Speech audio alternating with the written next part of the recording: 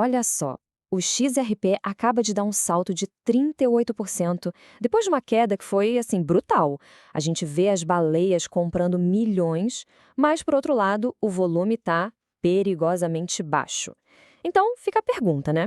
Estamos diante do início de uma reversão real ou é só uma armadilha clássica, um bull trap, antes da próxima grande queda?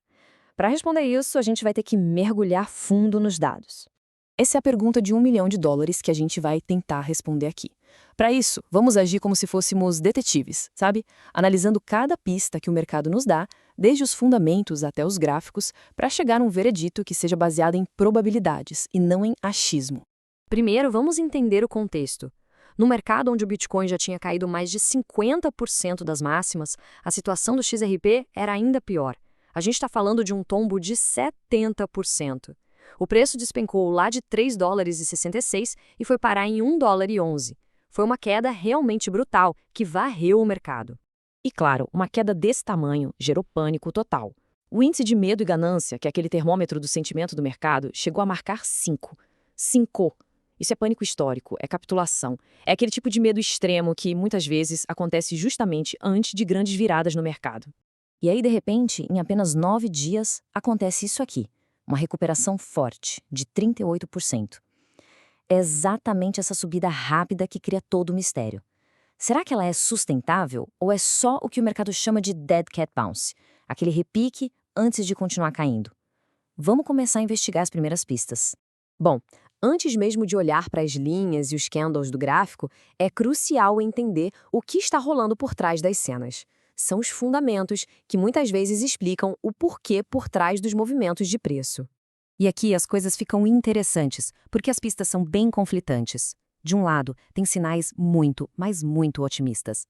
As baleias, que são os grandes jogadores, compraram US$ 6,3 milhões em um único dia. 700 milhões de XRP foram tirados das exchanges, o que é um sinal clássico de acumulação para longo prazo. A taxa de financiamento, ou funding rate, atingiu um nível negativo extremo, algo que, historicamente, veio antes de rallies de mais de 80%. E ainda tem uma notícia positiva. O CEO da Ripple foi nomeado para um comitê da CFTC, o que é ótimo para a clareza regulatória. Mas, do outro lado, o dinheiro institucional via ETFs continua bem tímido. Só 4,5 milhões de dólares de entrada, quando o mercado precisaria de mais de 50 milhões para um impacto de verdade. Então, temos acumulação forte de um lado e falta de interesse institucional do outro. Um verdadeiro cabo de guerra.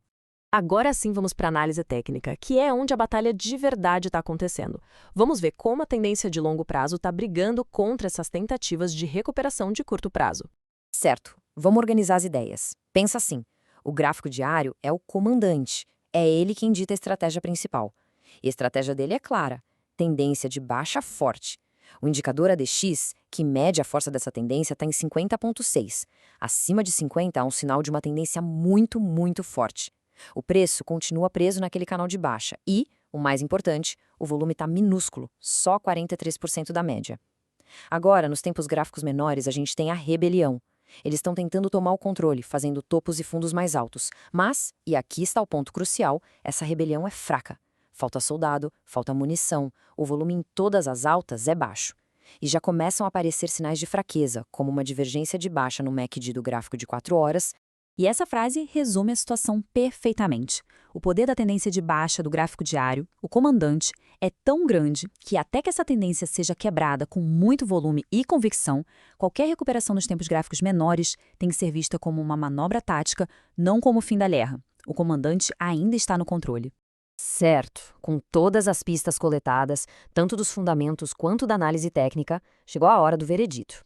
Vamos analisar os caminhos mais prováveis para o XRP, atribuindo probabilidades baseadas em todos esses dados que a gente levantou. Com base em tudo que vimos, o cenário de continuação de baixa é hoje o mais provável, com 50% de chance. A reversão de alta, embora seja possível por causa daqueles sinais de capitulação, fica com 35%. E um período de lateralização, de indecisão, tem 15% de probabilidade. Vamos entender o porquê de cada um. O cenário baixista, o mais provável, se apoia na força do gráfico diário. Aquele ADX forte, o canal de baixa intacto e a falta de volume, tudo isso indica que uma rejeição ali na área de 1,55 poderia levar a um novo teste das mínimas. Já o cenário otimista, com 35%, depende totalmente da força daqueles sinais de capitulação e da acumulação das baleias. Para esse cenário se concretizar, o preço precisa romper com força a resistência de 1,77. Por último, o cenário neutro, que é menos provável, veria o preço ficar travado, andando de lado, enquanto o mercado espera por um gatilho.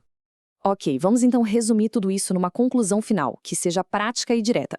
Depois de toda essa investigação, quais são os pontos que realmente importam a partir de agora? Essa análise toda nos levou a 2 níveis de preço que são, literalmente, as linhas de batalha. O resultado desse conflito entre touros e ursos vai ser decidido exatamente aí. É bem simples e direto. Um rompimento claro e, mais importante, sustentado acima de $1,77, que é a resistência daquele canal de baixa, vai ser o sinal de que os touros venceram e que uma reversão estratégica está começando. Por outro lado, uma queda decisiva abaixo de $1,11, a mínima recente, confirma que os ursos ainda têm o controle total, e isso abre caminho para novas quedas. E assim, chegamos no ponto crucial. Os dados hoje sugerem uma probabilidade maior de baixa no curto prazo. Mas aqueles sinais de um possível fundo de mercado são muito poderosos para serem ignorados. A grande questão agora não é qual lado está certo, mas sim qual lado o mercado vai confirmar primeiro. Ter paciência para esperar essa confirmação é o que separa uma boa análise de uma ação precipitada. E claro, é sempre bom lembrar, toda essa análise tem um propósito puramente educacional. Isso não é uma recomendação de compra ou venda. Todo tipo de negociação envolve risco, então é fundamental operar com responsabilidade.